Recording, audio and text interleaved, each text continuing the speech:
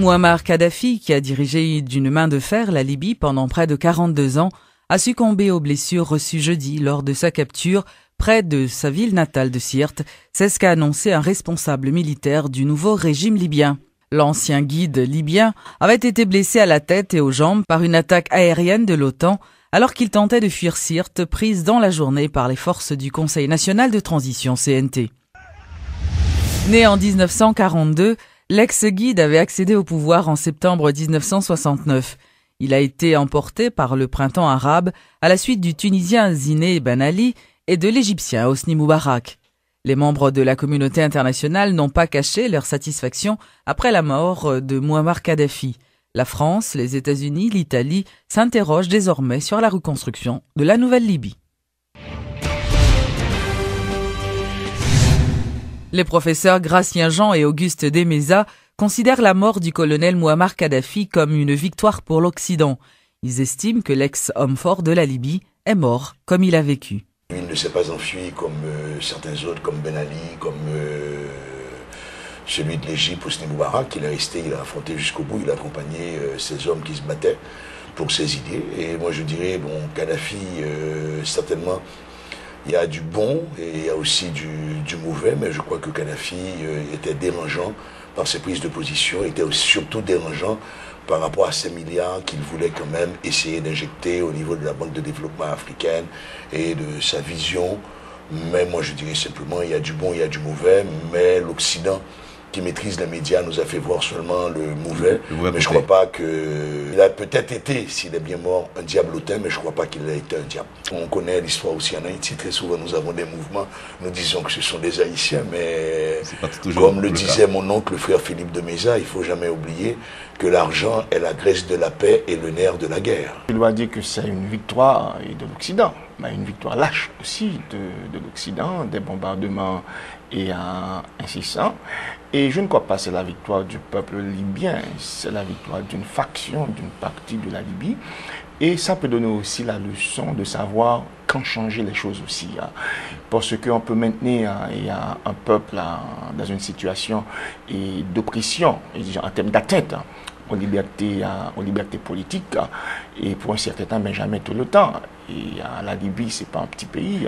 Tous les travaux et d'infrastructures que Kadhafi a pu faire avec son régime. Et maintenant, c'est un pays détruit en termes d'infrastructures. Ce sera la grande déception et du gouvernement provisoire, et comment reconstruire, et la Libye, comment reconstruire aussi ces infrastructures, je dis que ces infrastructures très modernes, très visionnaires, qui très souvent marquent l'empreinte, entre guillemets, et des chefs qui détiennent le pouvoir. La mise en place d'une nouvelle force publique devrait se faire de façon ordonnée. C'est ce que pensent le sénateur Yuri Latortue et le président de la Chambre des députés Sorel Jacinthe. Monsieur Jacinthe a fait remarquer qu'une force armée est très budgétivore, alors que l'élu du département de l'Artibonite croit que certaines unités de la PNH pourraient intégrer la nouvelle force armée annoncée par le président Martelly. Reportage Georges Allen. Pas plus tard que ce mercredi, lors de sa prise de fonction, le ministre de l'Intérieur, des collectivités territoriales et de la Défense nationale, Thierry Maillard-Paul, a annoncé qu'avant le 18 novembre prochain, jour de la bataille de Vertières, un arrêté sera publié pour consacrer la restauration des forces armées d'Haïti. Une déclaration qui confirme la volonté du président Martelly de rétablir cette force publique prévue par la Constitution haïtienne. Quelque louable que soit l'intention du chef de l'État, la remobilisation de l'armée d'Haïti doit être méthodique et ordonnée, selon le sénateur Yuri Latortue. Nous avons un cadre légal qui est bien établi, à savoir les lois sur les règlements généraux de l'armée, la loi sur le personnel de l'armée, la loi sur la justice militaire, et deuxièmement, un document qui définit la stratégie de l'armée et également le budget qu'il faut pour cette armée. Stratégie, et Jean, nous y est là, nous avons l'armée de grande taille, ce sera une armée de petite taille, variant de 3 000 à 5 000 hommes, une armée de style défensive, une armée intégrée dans la population et une armée qui va occuper en temps de paix des tâches administratives, des tâches de développement et des tâches complémentaires par rapport à la police, si la police a nécessité. On pense que tout ceci doit se faire étape par étape pour que nous arrivions à une armée de métier qui met tout le monde en confiance et qui a joué un rôle de complément par rapport à la police là. L'armée et la police pas parallèles, ils ont protégé les frontières, l'autre là protéger la population à l'intérieur de frontières. Reconnaissant qu'il n'y a pas de nation sans armée, l'avis du président de la Chambre basse ne diffère pas de celui du sénateur Yuri Latortue. Toutefois, mis à part le caractère budgétivore de cette force militaire, Sorel Jacinthe estime que cela doit faire l'objet d'un débat exhaustif entre tous les secteurs vitaux du pays. Le président peut avoir cette volonté, j'en conclus, j'en conviens. Mais cependant, une institution comme l'armée d'Haïti, c'est pour moi qu'on était dans un mois, dans 2 mois, non, qu'on est capable de dire, on va venir tel jour. C'est l'affaire de toute la société, c'est l'affaire de toutes les institutions, c'est l'affaire de tous les citoyens. Donc, il y a d'abord un débat qu'il faut faire là-dessus, parce que si l'armée a décrasé, nous décompte pour qui ça a décrasé, je dis, après tout, on le veut bien, moi je le veux bien, parce que quand même, on n'est pas capable de nation sous l'armée. Est-ce que je vais arrêter un bon matin parce que je me fais une promesse et puis même côté elle me dit en novembre je vais paraître avec l'armée? Je pense que le président il parlait de la volonté que le gagne, mais je crois que la question est beaucoup plus profonde. À l'armée d'Haïti a seulement pour remonter, il a bouffé la moitié, même tout le budget de la République.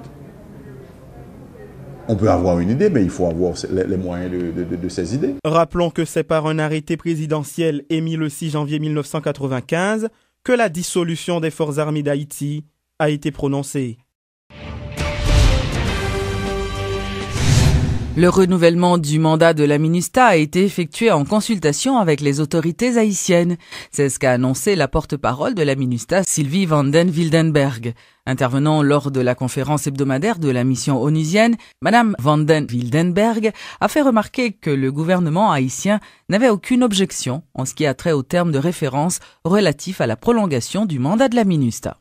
S'il y a des gens qui ne sont pas contents de la manière dont le Conseil de sécurité a renouvelé le mandat de la MINUSTAH, c'est leur droit.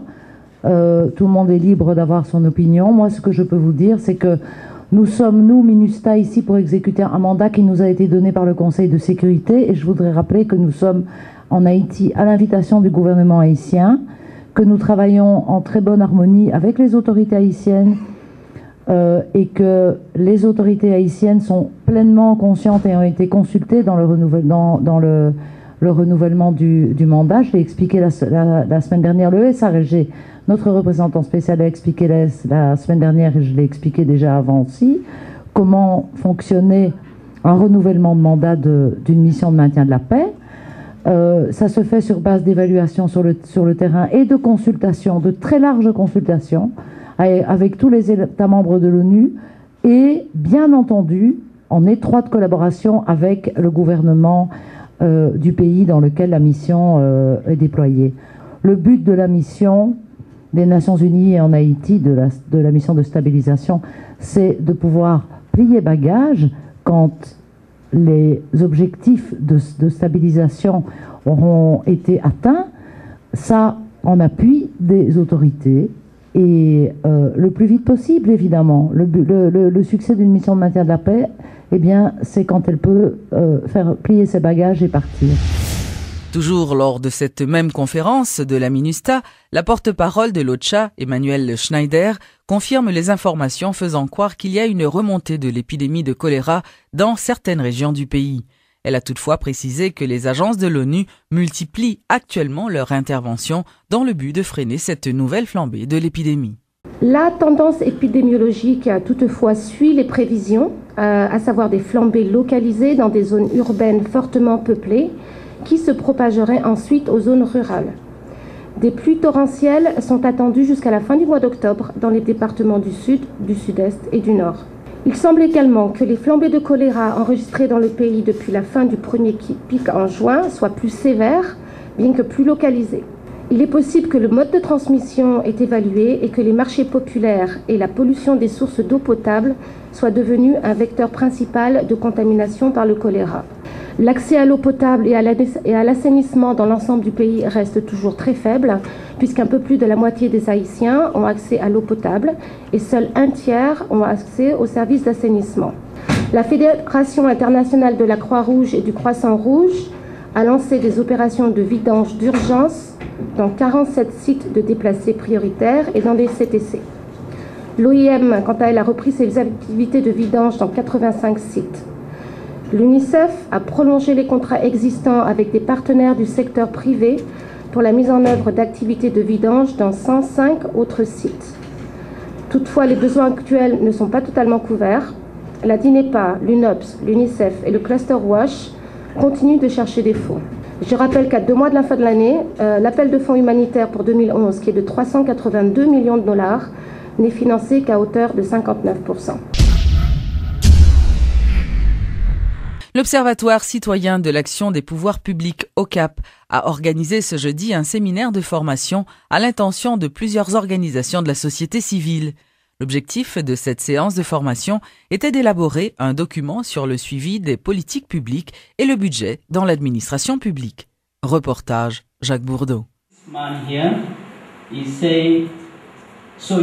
C'est ici, dans cette salle, que plusieurs représentants et membres d'organisations de la société civile se sont réunis pour écouter des spécialistes haïtiens et étrangers versés dans le domaine des politiques publiques et du budget.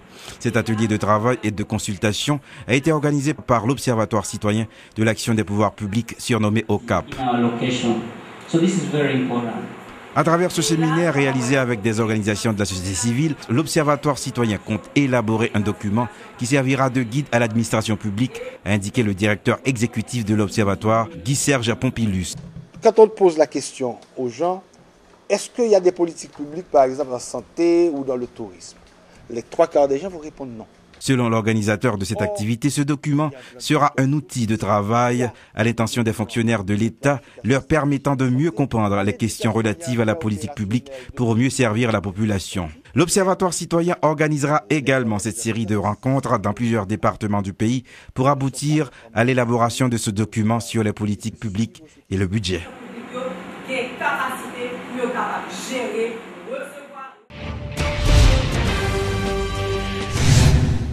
La municipalité de Montréal a organisé ce jeudi une séance de formation sur la gestion de projets à l'intention des employés de la mairie de Port-au-Prince et d'autres membres de la société civile. Ce séminaire permettra à l'administration communale de se structurer davantage. Le séminaire ça rentré dans le cadre du programme de coopération municipale entre Canada et Haïti. Nous connaissons là nous à la reconstruction, tout on a parlé de ça, c'est un thème qui est plus populaire là actuellement. Donc mairie Port-au-Prince pense qu'il est important que les citoyens soient capables d'intégrer dans le processus de reconstruction ça. Il s'agit d'un programme qui a été mis sur pied par la Ville de Montréal, l'Union des municipalités du Québec et la Fédération canadienne des municipalités pour venir en aide aux municipalités haïtiennes qui ont été touchées par le tremblement de terre. Ces municipalités sont Port-au-Prince, les municipalités de la région des Palmes, Gressier, Grand-Goâve, Petit-Goâve et Léogane, et de même que les fédérations de maires et fédérations de Kazakh. Notre objectif, nous, c'est toujours de faire un transfert d'expertise et de permettre à nos amis port-au-princiens de pouvoir par la suite prendre le relais et eux-mêmes gérer leurs propres projets.